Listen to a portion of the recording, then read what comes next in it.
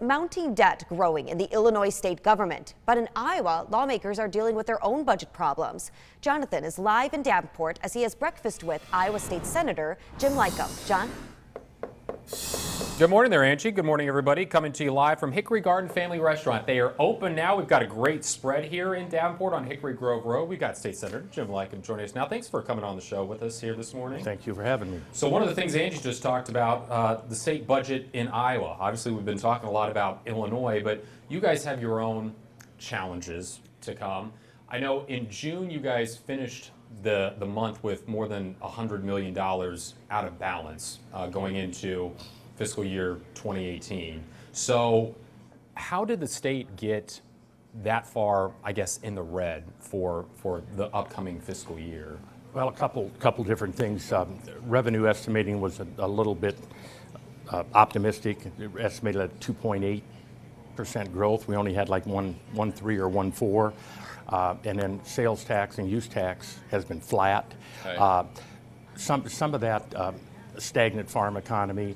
Other issues on that, we had a lot of people buying online now, and they're not paying state sales tax. Meaning it hurts businesses with bricks and mortars. Right. Okay. Because you don't have to collect tax on a lot of online purchases. Mm-hmm. So that put us at about just under 105 million. So we might have to go back in special session. The budget doesn't end until September 30th. That gives the department's time to pay their bills, so that number could fluctuate, and the governor can move 50 million without us being there. Anything over that, then she's got to make a decision whether to come back or not. Speaking of Governor Kim Romas, you said, I mean, you've been serving a long time, especially in the state house. This is the first time you've had both the state house being Republican, state senate being Republican, and then the governor's mansion being Republican. Yes. What do you feel like the Democratic Party in the state needs to do to try to win over the governor's mansion next year?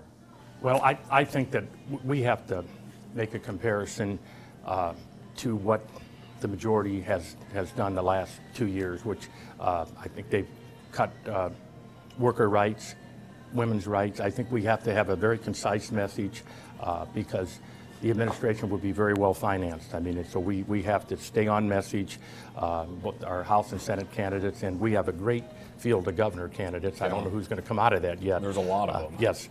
But it's going to be interesting. But I think we have some opportunity to take back the governor and possibly even the House or Senate. And that election, of course, coming up in November of 2018. Everybody already looking forward to it in the state. State Senator Jim Lykam, thanks for coming on for at least 6 o'clock right here on Good Morning Quad Cities. And we have more coverage coming up at 6:30 as we talk a little bit more about that special session that he was mentioning here on the show. Guys, back to you. John and Senator Lykam, thank you. And don't forget, we do a special Facebook Live to show you the behind the scenes of our Breakfast With conversations. That takes place right after Good Morning Quad Cities on the WQAD Facebook page.